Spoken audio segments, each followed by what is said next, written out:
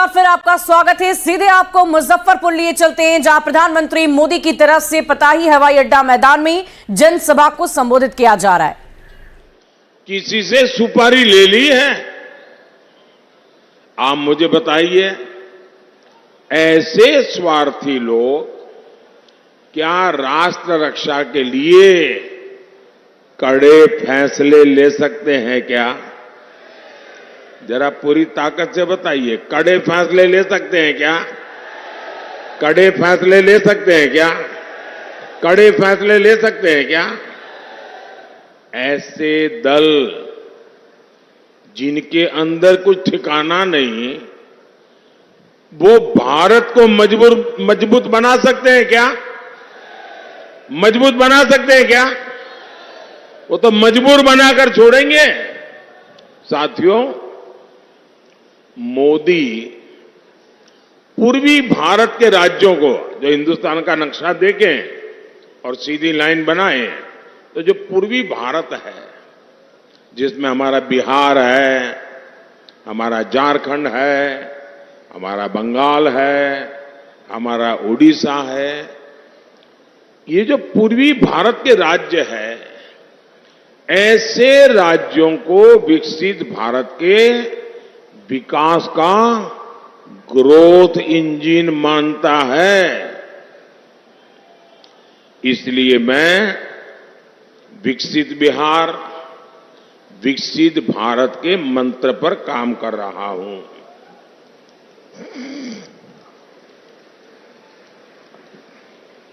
बिहार में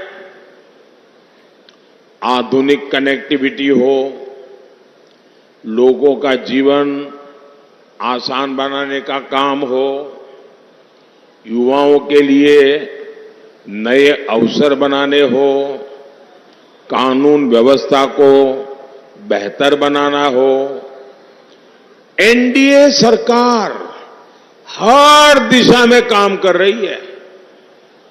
मोदी चारों दिशाओं में एक साथ काम करने का स्वभाव रखता है। मुजफ्फरपुर और बिहार के लोगों ने दशकों तक नक्सलवाद का जख्म सहा है। पहले की सरकारों ने नक्सलवाद को पाला पोसा और उसका आपके खिलाफ इस्तेमाल भी किया।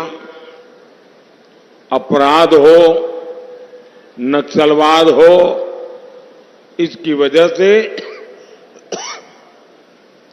बिहार में उद्योग धंधे सब चौपट हो गए। आपको वो दिन याद है ना, जब शाम होते ही घर में छिपना पड़ता था, बाहर निकलना बंद हो जाता था। ये जो फर्स्ट टाइम वोटर है ना, वो तो उस समय पैदा भी नहीं हुए होंगे। उनको तब पता ही नहीं होगा क्या मुसीबत थी। अपने जरा दादा दादी पिता माता को पूछिए, जंगल राज की जिंदगी कितनी भयानक थी, कितनी डरावनी थी। आरजेडी के जंगल राज ने बिहार को कई दशक पीछे धकेल दिया था। ये एनडीए की सरकार है जो बिहार में कानून व्यवस्था को पटरी पर लाई है। अब नक्सलवाद प्रभावित जिले भी तेजी से कम हो रहे हैं। जब शांति स्थापित हो रही है तो उद्योग भी लौट रहे हैं, निवेश भी आ रहा है। और आप जानते हैं, जब निवेश आता है तो रोजगार के भी मौके बढ़ाता है। साथियों, कांग्रेस और आरजेडी का इंडी गठबंधन भारत को बांटने में ही जुटा है। ये समाज को आपस में लड़ाकर अपने वोट बैंक के तुष्टीकरण में लगा है। आप लोग जानते हैं ना, कर्नाटका कांग्रेस सरकार ने क्या किया, ये समझने जैसा है। कर्नाटका में कांग्रेस की सरकार है, उन्होंने क्या किया, रातों रात वहां जितने भी मुस्लिम जातियां हैं, सबकी सब 100% सबके सब मुसलमानों को एक रात में हुक्म निकाल करके, ऑर्डर निकाल करके ओबीसी बना दिया। इसके कारण क्या हुआ, ओबीसी को जो आरक्षण मिला था उसमें उन्होंने डाका डाला। ओबीसी जो है पहले वाले, उनके पास कुछ बचा ही नहीं। अब मुझे बताइए, क्या ये मॉडल हम बिहार में लागू होने देंगे क्या? आपका आरक्षण पर कोई डाका डाले, आपको मंजूर है क्या? आपका आरक्षण कोई लूट ले, आपको मंजूर है क्या? और यहां बिहार में जो चारा वाले हैं, उन्होंने और भी खतरनाक बात कही है। वो तो कहते हैं कि दलित, महादलित, पिछड़े, अति पिछड़े, आदिवासी, इन लोगों को जो आरक्षण मिलता है वो उनसे लेकर के पूरा का पूरा वो मुसलमानों को देना चाहते हैं। साथियों, ये देश ऐसी कोई भी हरकत नहीं चला लेगा। और जो ये दलित, पीड़ित, आदिवासी, वंचित, ओबीसी इनका आरक्षण लूटना चाहते हैं ना, वो जरा लिख लो, ये मोदी है, जान की बाजी लगा दूंगा, लेकिन आपको न संविधान को हाथ लगाने दूंगा, न धर्म के आधार पर आरक्षण करने दूंगा, और न ही एससी, एसटी, ओबीसी का आरक्षण छीनने दूंगा। और इसलिए मोदी किसी को धर्म के आधार पर आरक्षण नहीं देने देगा। और ये मोदी की गारंटी है। साथियों, हमारी प्रतिबद्धता बिहार के युवाओं के सपनों को पूरा करना है। यहां नीतीश जी के नेतृत्व में लाखों सरकारी नौकरियां बिहार सरकार ने दी है, एनडीए सरकार ने दी है। केंद्र सरकार ने भी रोजगार मेलों के जरिए लाखों भर्तियों की योजना को, और हमने तो इतने सुधार किए, पहले नौकरी भर्ती में 2-2 साल तो कागजी काम चलता था, मैंने इसको कम कर करके 1 साल में 10 लाख लोगों की भर्ती करने की ताकत पैदा कर दी है। बिहार में 8 नए मेडिकल कॉलेज स्वीकृत हुए हैं। बिहार में 10,000 से ज्यादा आयुष्मान आरोग्य मंदिर बने हैं। बिहार में 400 से ज्यादा जन औषधि केंद्र खुले हैं। राज्य के गांवों में 60,000 से ज्यादा कॉमन सर्विस सेंटर खोले गए हैं। मुझे बताइए, सारा इतना हो रहा है, इसमें कौन काम कर रहा है? नौजवान को रोजगार मिले बिना एक काम होता होगा क्या? आज देश में लाखों कॉमन सर्विस सेंटर गांव-गांव चल रहे हैं। ये मेरे नौजवान नहीं चला रहे तो कौन चला रहा है? रोजगार नहीं होता तो कैसे चलता? भाइयों और बहनों, यहां बड़ी संख्या में हमारी माताएं बहनें आई हैं। आप जरा याद कीजिए, 10 साल पहले महंगाई की स्थिति क्या थी? तब एक ही गाना चलता था और बिहार में तो बहुत चलता था, महंगाई डायन खाए जात है, महंगाई डायन खात जात है। तब महीने की 20,000 की आमदनी पर कांग्रेस सरकार आके कहती थी कि टैक्स दो। आज मोदी ने ऐसा सुधार किया है कि 50-60 हजार रुपए की आय तक आपको एक नया पैसा भी टैक्स नहीं देना होगा। अब ये बचत हुई कि नहीं हुई? तब गरीब तो फोन भी नहीं रख सकता था, फोन करना भी महंगा था। आज तो हर किसी के पास, यहां जितने लोग बैठे हैं ना, 80% लोगों के हाथ में मोबाइल होगा और बिल भी बहुत कम आता है। साथियों, कांग्रेस सरकार में गरीब परिवार की बहनों के लिए तो रसोई चलाना और भी मुश्किल था। तब मोदी नहीं था तो आपको मुफ्त अनाज और मुफ्त इलाज भी नहीं मिलता था। मुफ्त राशन की योजना ने गरीबों के 10 लाख करोड़ रुपए ज्यादा बचाए हैं, वरना ये पैसे उनको अनाज खरीदने में जाते। 10 लाख करोड़ रुपए इस देश के लोगों के जेब में बचे हैं। हमने जो मुफ्त योजनाएं चलाई है, उस मुफ्त इलाज की आयुष्मान योजना ने गरीबों के 1.25 लाख करोड़ से ज्यादा बीमारी के समय होने वाले खर्चे मोदी कर रहा है, इसलिए आपके पैसे बच गए।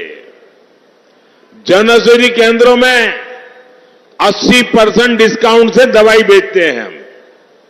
100 रुपये की दवाई 20 रुपया, 15 रुपया, 8 रुपया ऐसे मिलती है। ये सस्ती दवाई के कारण आज देशवासियों के करीब दवाई में जो खर्चा होता था, उसमें 30,000 रुपया कम होकर के 30,000 रुपये की बचत हुई है। साथियों, हर परिवार की बचत बढ़ाने वाली एक और गारंटी मोदी ने दी है। अब बिहार के हर परिवार में जितने भी बुजुर्ग हैं, जिनकी उम्र 70 साल से ऊपर है, 70 साल से ऊपर जो भी है आपके घर में, कुछ न कुछ तो दवाई लगती ही लगती है। 1,000-2,000 रुपए की दवाई तो लग ही जाती है। और जो बेटा मेहनत करता है, बेटी मेहनत करती है, उसी को खर्चा भोगना पड़ता है। वो अपने बच्चों के लिए खर्च नहीं कर पाता है, बुजुर्ग मां बाप के लिए करना होता है। अब मैं आपको कहता हूं, आपको वो खर्चा नहीं करना पड़ेगा। दिल्ली में आपका बेटा बैठा है, वो खर्चा मोदी करेगा। 5 लाख रुपया तक 70 साल से ऊपर के लोगों का इलाज का खर्चा मोदी करेगा।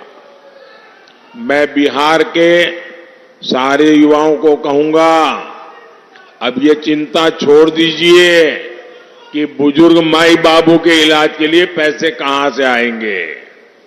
अब उनका मुफ्त इलाज होगा और इसका इंतजाम अपने तीसरे कार्यकाल में, तीसरी बार जब मैं सरकार बनाऊंगा, मोदी खुद इस काम को करेगा।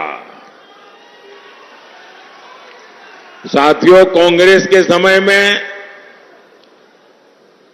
ये बल्ब आता है ना, लट्टू, एक एलईडी बल्ब 400 रुपये में आता था। मोदी ने इसकी कीमत घटाकर 40-50 रुपये कर दी। घर घर में सस्ता एलईडी बल्ब पहुंचाकर भी सरकार ने गरीब और मध्यम वर्ग की बिजली बिल में 20,000 करोड़ रुपए बचाए हैं। साथियों, मोदी ने आपका डबल मुनाफा करने वाली भी एक और योजना बनाई है, डबल मुनाफा। इस योजना से आपकी बिजली का बिल हो जाएगा 0। बिजली का बिल, जरा बोलो ना, बिजली का बिल 0। इतना ही नहीं, आप घर में बिजली पैदा करके आप हीरो बन जाएंगे। इस योजना का नाम है पीएम सूर्यघर मुफ्त बिजली योजना, और उसका रजिस्ट्रेशन चालू है। सरकार ये योजना लॉन्च कर दी है। आपको भी मैं कहूंगा ऑनलाइन जाकर के आप अप्लाई कर दीजिए। इसके तहत छत पर सोलर पैनल लगाने के लिए सरकार आपको 75,000 रुपया देगी। 75,000 रुपया। जितनी बिजली चाहिए मुफ्त उपयोग करो, बाकी बिजली सरकार को बेच दो। यानी आप घर का बिजली का बिल 0, ऊपर से बिजली बेच करके कमाई। ये योजना मोदी लाया है। भाइयों और बहनों, किसानों का हित एनडीए की प्राथमिकता है। बिहार के लाखों किसानों को पीएम किसान सम्मान निधि के 22,000 करोड़ रुपए मिले हैं।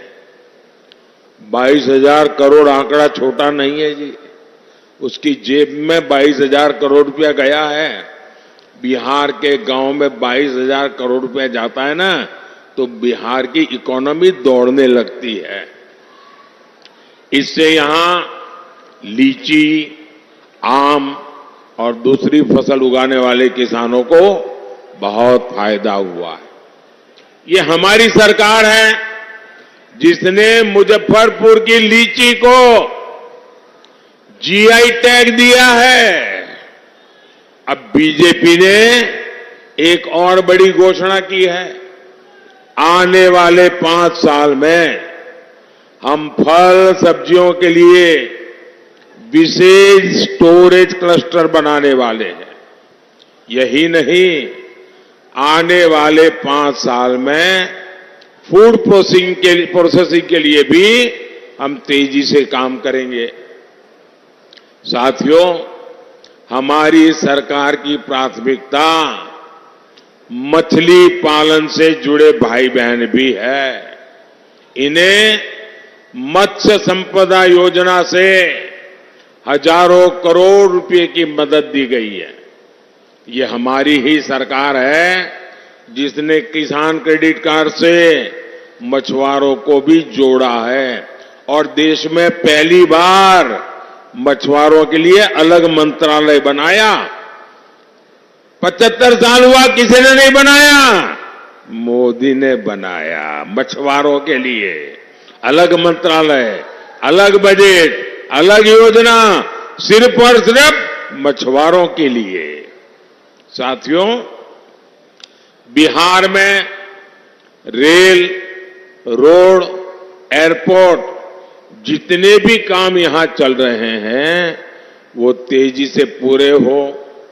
बिहार विकसित होने के रास्ते पर तेजी से चले, इसके लिए मुजफ्फरपुर से हमारे साथी राजभूषण चौधरी निषाद जी और वैशाली से वीणा देवी जी को भारी वोटों से विजयी बनाना है। और जब आप इनको वोट देंगे ना, तो वोट सीधा सीधा मोदी के खाते में जाएगा। तो आप ज्यादा से ज्यादा वोट करवाएंगे, पोलिंग बूथ जीतेंगे।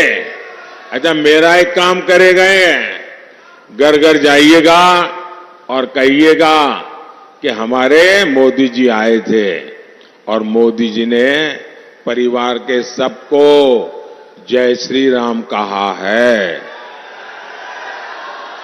मेरा जय श्री राम पहुंचा दोगे? हर परिवार में पहुंचा दोगे? बोलिए भारत माता की, भारत माता की, भारत माता की। बहुत बहुत धन्यवाद।